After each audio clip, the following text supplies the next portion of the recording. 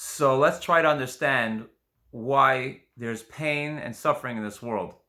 Now, we understand this is a very complicated topic and it's not going to be solved right here and right now, but we're going to attempt to shed some light on the topic so you can see it through a totally different lens. So, step one is to understand that nobody deserves to be punished. Meaning to say, it's written by the Mittel Rebbe and Alter Rebbe that the reason for pain has nothing to do with punishment for sin. Now let's explore that a little bit. We know that King Nebuchadnezzar, who was king over the whole world, and he passed down his kingship for 3 generations. And this was as a result, as a reward for honoring God, that he heard that there was a message for him from God, and he got off of his throne and he walked 3 steps to hear what God had to say. So for that, he was rewarded by having 3 generations of rulers in his family. Now, even more so, for every single Jew that does a mitzvah, the reward is a lot greater than that. So if you can just imagine this, that every single person, no matter how bad he is, did at least one thing correct for God. He did a mitzvah, and he is deserving of tremendous reward, more reward than exists in this world. We know that when Rabbi Akiva saw a group of Romans partying, he says that if this exists for people that went against God's will, so even more so, the reward will be for people that did what God wanted. So now that we understand that it has nothing to do with punishment, let's try to understand it at a level deeper. Now, in order to make sense of this, we first have to understand, why does a soul come down into this world? And the way a soul existed prior to being in this world, it was thoroughly enjoying being in God's presence in the Garden of Eden, and it enjoyed the rays of God on an intellectual level for the soul, on a very high and deep level of pleasure, a pleasure that we don't understand in this world. It's magnified and infinitely greater than anything that we have here in this world. But God decided that the soul can do a lot more. And if put through the right program and the right tests, the soul can dig a lot deeper and love God way more than the soul loved God while it was sitting in the Garden of Eden. So God puts a soul in this world in order to go through tremendous tests and to wear down the egocentricity, the pleasure aspects of this world, where a person feels they're important, or the person's desires for this world, so that whatever's left of the person is what the soul is originally made up on its foundational level, that is, to love God. And what ends up happening is that the love that comes after everything else is ground down to nothingness, all the ego is gone, that love is on a tremendous level, even greater than the original Adam before the premortal sin. Even more so, the Mittel Rebbe writes that the soul is compared to a seed. And in order for that seed to grow something, it needs to be planted in the ground. And when it's planted, it completely rots. It rots to the point where it turns into nothingness. The same thing is, as a soul comes down here into this world, and he writes that the soul has to completely rot. Now, we're not referring to the core element of the soul. We're referring to the rays of the soul, the way it comes down into a person's body. And a person worrying about their livelihood, or worrying about family or health issues, all of those things cause the soul in this world to rot.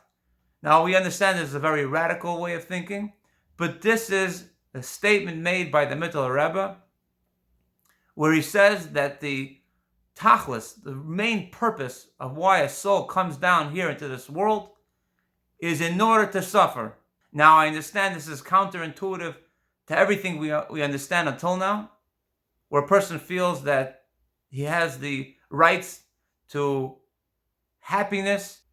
But if we understand what real happiness is and what fake happiness is, we can define it and understand what exactly we're talking about. So, according to the Alter Rebbe, he writes that happiness is when a person feels connected and close to godliness, and pain comes from a person being distanced from godliness, which means to say it's completely the opposite of what common thinking tells us. Everyone thinks that if I have more of family, health, and wealth, then I'll have more happiness. And if the opposite is true, then it'll subtract from my happiness. But the Alter Rebbe tells us that it's just the opposite. Now, it would take a lot of work for a person to get to that point, and we understand that, but it tells us the true definition of what happiness and pain really is. The Mittler Rebbe writes that even the random thoughts that cause a person to sin are also directed from heaven in order to crush a person that he doesn't feel that he's worth something. Now, what exactly is causing all of this pain, the way it invests itself in this world? We know that it comes from God, but it invests itself through the shell of Klippa, of the evil side. What that means is that there's a shell that wraps around everything in this world due to the fact that we're in exile now, and it blocks a person from ever properly feeling connected in anything that they do unless they remove this shell. Which means to say that even in a person's Torah learning, he never quite feels like he ever got to the end. He never quite feels that he has the sum total of what he's set out to accomplish in learning.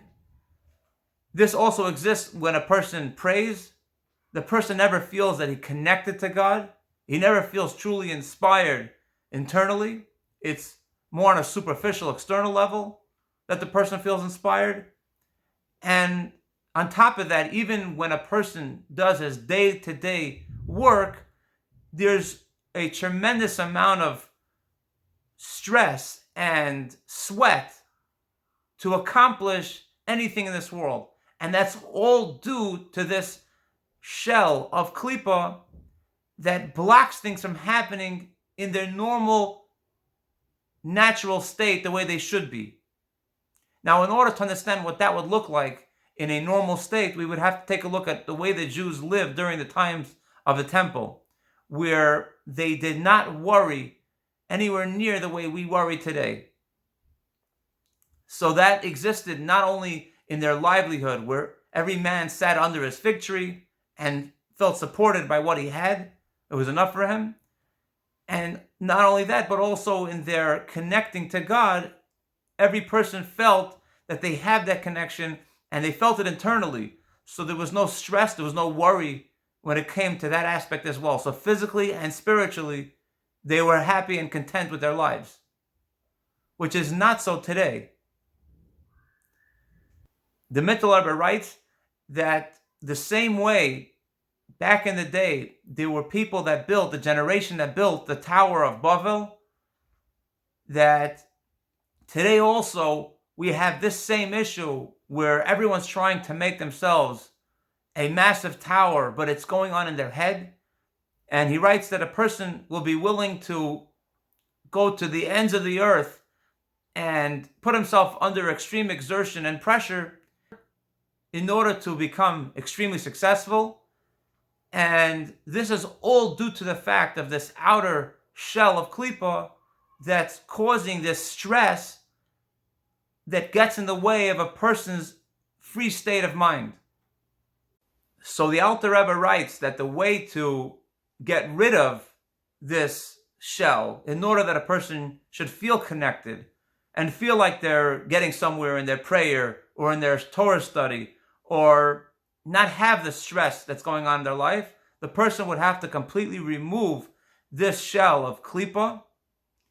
And no one's saying it's an easy task, but at least to understand what exactly is getting in your way. And he writes that a person should go about destroying this klipa, this ego that he has.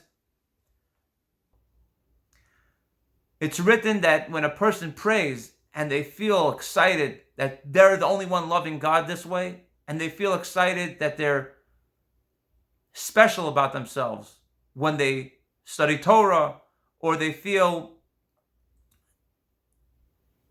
that they're studying for the sake of becoming smarter or bettering themselves, there's a slight amount of ego, however small, but it blocks the person from connecting to God properly. And the way the person would go about studying would be for the sake of God. That means specifically to bring down new light from God into the Torah that they're studying, and not to bring down the light for themselves, but specifically to add, as the Jewish soul can add into Torah, that when a person studies, they're doing it to bring down new godliness into Torah. Or when a person does a mitzvah, the person is doing the mitzvah also for the sake of God, and that is for the true joy in the mitzvah, that they're happy, that they're making God happy, but for no other reason. And when a person learns to serve God for truly the right purpose and the right sake, it'll remove this klipa barrier that's causing all of the havoc in a person's life. Now, we have to understand that God understood when he was putting a soul into this world that it would begin to have this klipa from the second it was born, because since the time of the original sin of premortal man, of Adam, every person is affected by this klipa, whether they like it or not. And the goal in life is to separate the good from the bad that got mixed in when that original sin took place. And if a person is able to separate that bad in this world, he will know from a tremendous amount of godliness that will come into his life. And this is what God wanted when he sent souls down into this world, because he wanted the light that came out of the darkness and not just regular light. He wanted originality, he wanted a novelty, and this is the purpose why he put these souls as an investment in our world, in order that they should grow greater than even God himself imagined.